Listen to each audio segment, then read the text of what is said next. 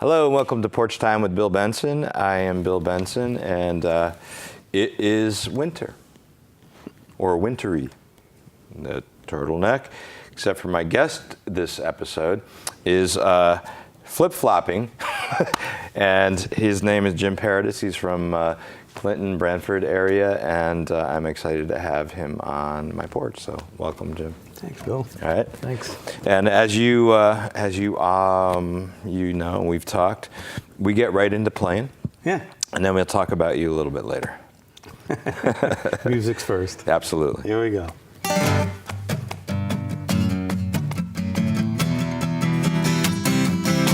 Well, it's right over there where the road bends west. Drive for a few miles into the sunset. Turn on to a dirt road about a mile after the tracks. Now this is where you gotta pay attention, 'cause you might not get back. Well, it's a couple more miles till you get to the lake. There's only one way around it, but I forget which road you take. You gotta cross the bridge to get over the street. Then you give it the gas, that hill is steeper, deeper than it seems. But you're almost home to where no one will know you. Almost home to some place you've never been. Almost home. Now you've left that life behind you, and you're almost home again.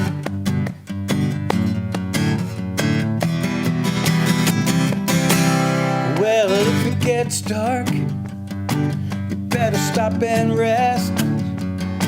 You might try to follow the stars, but that's a pretty tough test. If the morning sun isn't at your back, you better turn it around. Find that road that'll get you back on track. There's a few too many broken dreams, way too much make-believe. There's a man back there that'll never live up to his mistakes. They say that home is where you hang your heart. Mine is in a million parts, so I'm picking up what's left, headed home.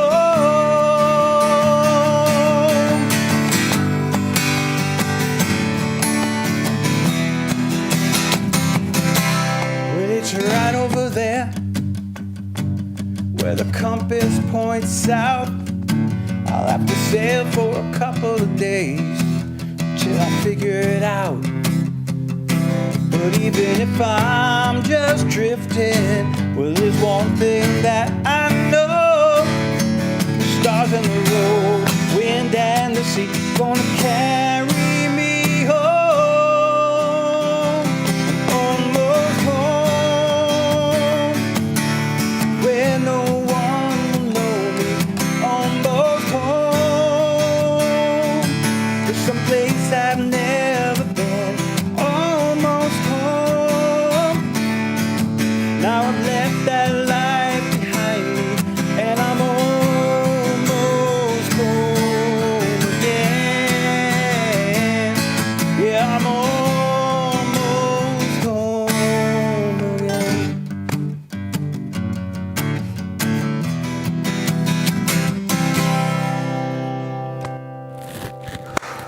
Nice. You know, I'm jealous of guys like you because for two reasons. Yeah. One is you've got a very pure and clean voice, and lyrically, you know, and we all have our thing, but you know, lyrically, you know, there's songs that I wished that I could write that were shaped like that. So, but this is why I do the porch, because I get to hang out with cool kids like you. I've been called kid in quite a while, but yeah, good. You know, that's good. So we in this area where the show is broadcast, it's also available on demand. But take a minute and tell everybody out there who you are, where they could find you musically, locally, Okay. or whatever. Okay. Yeah. Well, I live down on the shoreline, as Bill told you, and as evidenced by my sandals, because it's always warm down there on the shoreline. It's always beach time. There's no snow. It's never cold. But yeah, I mostly play down there, and I mostly play in the summer. In the winter, I take off, and in fact, I'm going to the studio tomorrow, Dirt Floor Studios, over in Haddam with Eric Lichter. I'm really excited for that, and I'm going to make another record. And I've done other things with other very cool people, Mark Mirando, Dick Neal, Gary Burr, some really cool people that I've been able to play with. But up here, I played a Crown and Hammer a bunch of times a few years back. But because it's about an hour and a half ride from my house, it gets a little tedious. So, yeah. And recently I kind of talked to them about getting back in there, and I don't think I've talked to the right person yet. But my music is on jimparadis.com. Mm-hmm. I'm on Facebook at Jim Paradis Music. There's not too many people named Jim Paradis, so it's kind of easy to find me if you know how to spell Paradis. Right. And you have a SoundCloud account. I have a SoundCloud. Yep. Reverb Nation. Have you done that? Well, I do have a Reverb Nation. I don't think there's anything on there. If there is, I don't know what it is. But people can go to your website. Yeah. And I've got a YouTube account that right now has 2 songs on it, and one's a Christmas song, so it's pretty cool if you're seeing this at Christmas time. Yeah. By the first of the year, there'll be another brand new song up there with a new kind of professional video. This is the first professional video. Oh, so, nice. Yeah, I'm pretty psyched about that. So. It's all part of your recording process that you're going into. Yeah. It is. Yeah. It's awesome. Yeah, I'm looking. When you hit this age, which you can imagine for yourselves what that is.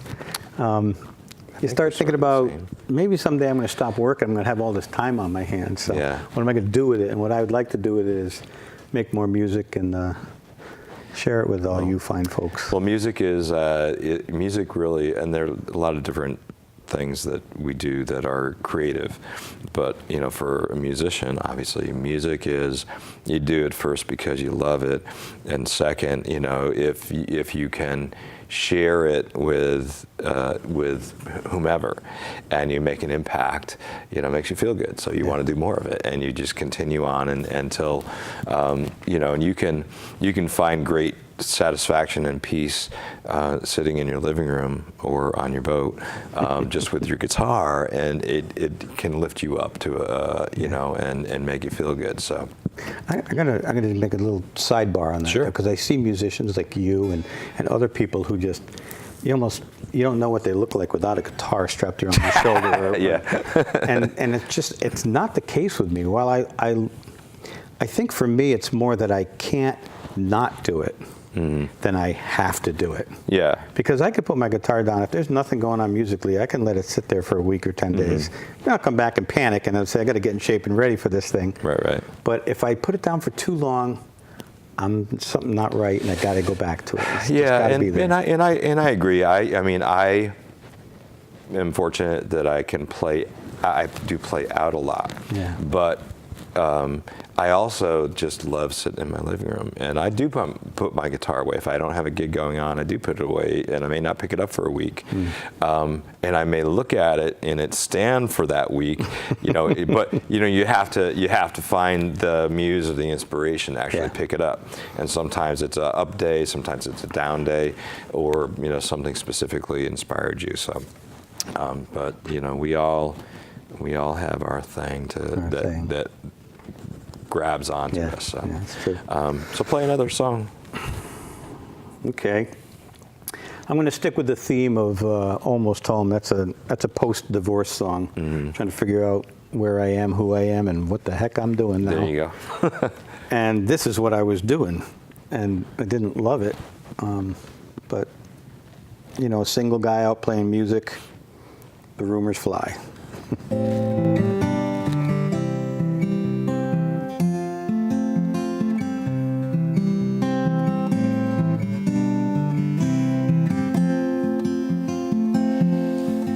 My favorite glass is this jelly jar. My closet's the back seat of my car.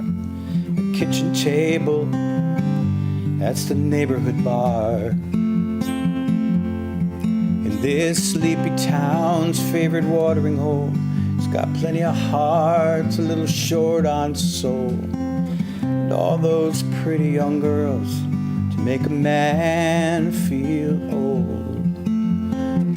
There's that look again.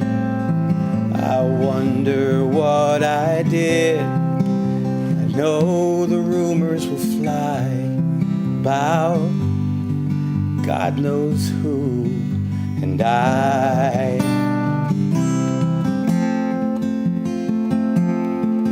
No one's got the guts to say to my face what half-truths are flying all over the place. And the damage won't go, just stays and stays and stays. But still the phone rings at 2:15 as she's drunk and asking what I want to do. But the question has never been what, but with who. Yeah, I know I'm in trouble again. I'm well aware of my sins, and I know the rumors will fly about her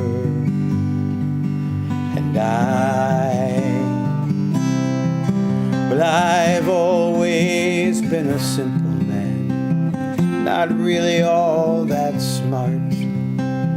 I only took what I needed, and with a grateful heart. But an unguarded smile or a slip of the tongue, in a small town will believe, no matter how good you've been, or how much you've done, they only see what they want to see. So I just watch as the rumors fly.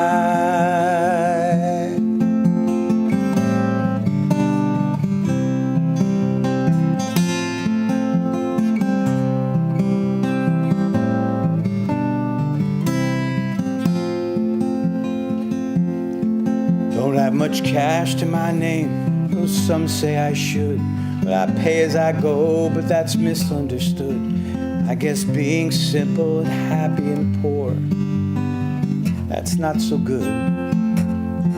But my favorite wine glass is this jelly jar, and my closet's the back seat of my car. And I know I could go, but where?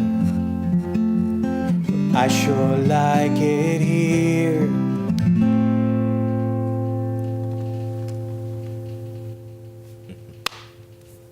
Yeah. Nice. Yeah. How old is that song? I'm going to say 7 years old. Yeah. Yeah, and that's been trying to get on my next CD for about that long. Ah. Yeah. What was the last song that you wrote? When was that? Day before yesterday. I really have been, I've been fairly prolific of late. Yeah. Part of it is the excitement about going into the studio. Part of it is getting off, I live on my boat in the summer. There's no room to do anything like that on the boat. I mean, I can have my guitar, but Right. plus I play a lot in the summer. So when I move back on shore in the winter, then I set up my studio and I start thinking and I start doing all these things. So, Right. yeah, I've written 4 or 5 songs in the past month. So. Do you know when you've written something that you go, oh, yeah, I like this? Because we all write songs, you know, you can write 10 songs, but you know, maybe only 5 or 3 or 2 of the 10 that you've written that really are, are the cream. Yeah. No, Bill, everything I write is the best song ever written. Yep. At least until tomorrow morning when I wake up and play it again. Play it It's again, like, yeah. What the heck was I thinking? Yeah. Yeah. But I know that, for some of my songs that I've written, the moment I've written them, and you just know. Yeah. And whether I play them for people or not, they're meaningful to me. And what's even better is that when I get to play them to other people, and they sort of validate your belief that you captured a moment, captured whatever, and it is a great feeling to have that. I will agree with you, and I think that for me, I know. Usually by the time I've written the first verse, I write lyrics first, and then I go back and throw some music on it, and then move it around and change things. But when I've written that first verse or the chorus, I know that this song is worth pursuing. So I'll put extra effort into making sure I won't just put throwaway lines in it. I'll make sure that the lines are poetic and unique as best as I can make them. Right. I mean, you can only rhyme moon and June so many times before you got to move on. I got to find a new rhyme scheme. Right. Yeah. Now, you live on the boat in the summer. Would you ever say that some of your music is islandy or shoreliney or maritimey? I would. Yeah. I have a song called Harbor. Yeah. This is actually the song that I'm going to record. This is the number one for recording purposes in the studio tomorrow. So excellent. Want to play it? Theoretically, I'll get it right. There you go. It's designed to make you feel like you're on the ocean, kind of rolling. Sweet. So let's see if that works for you.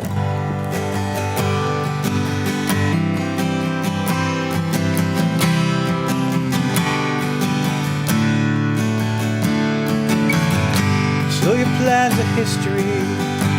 Things weren't what they seemed. You swore that you'd be faithful till you died.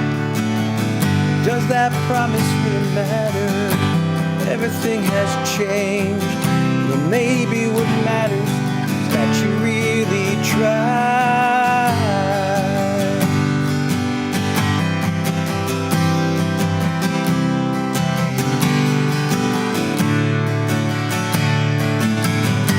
So you get up in the morning, make your way downstairs, doing all those things you always do.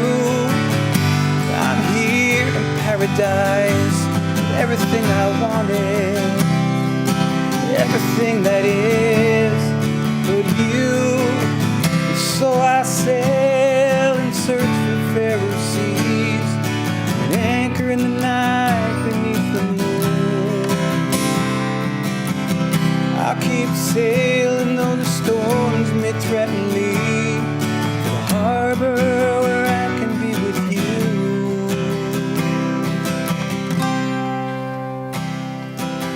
There's so many good reasons you play that part so well, keeping all those planets aligned. When nature plays a hand beyond your control, maybe God's way of saying it's time. A sailor sets his sails according to the wind, not trusting what the weatherman predicts. Why do we spend a lifetime as if he's always right? Ignore the storm when it beats.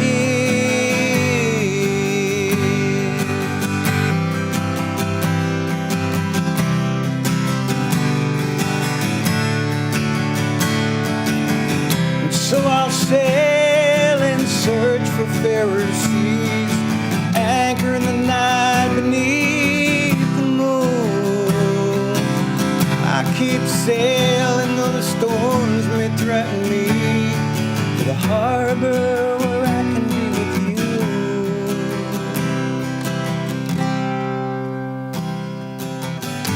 So I'll sail my little boat out near the horizon. I'll trim my sails and set a course that's true. I won't be wishing for the storm, but I know it will be coming. When it passes, I'll be sailing for you. You're the harbor.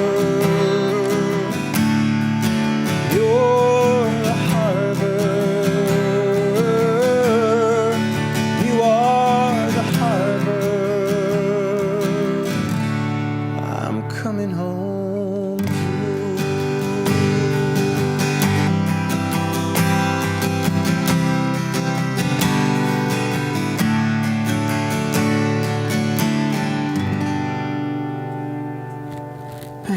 Beautiful, beautiful.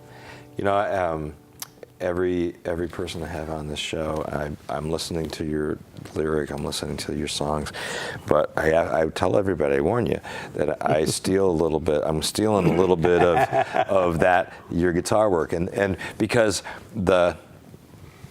being on the porch with different players, we all have our thing, you know, or you know, musically. So, you know, that run that you did coming up from the G was a beautiful sound to me. Yeah, that's right. I stole it from somebody. Probably Fogelberg is my guess. You know? Yeah, we steal because you know you try not to plagiarize too much, but you know it just happens. You just have to hide it. That's yes, why yeah. Plagiarize as much as you want. Just sneak it in and hide it.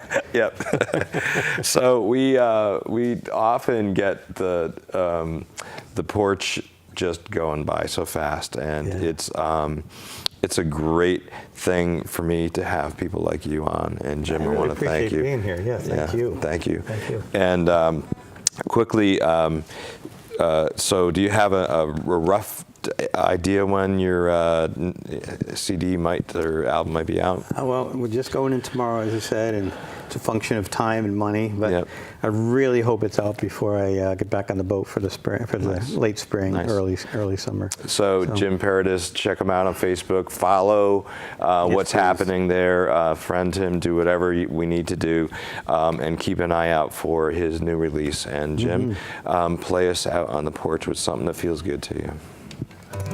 Something from my childhood. There we go. Juniper known, the still morning air hangs upon you.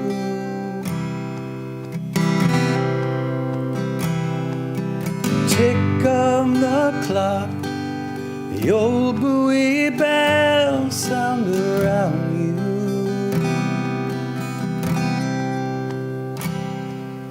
And in the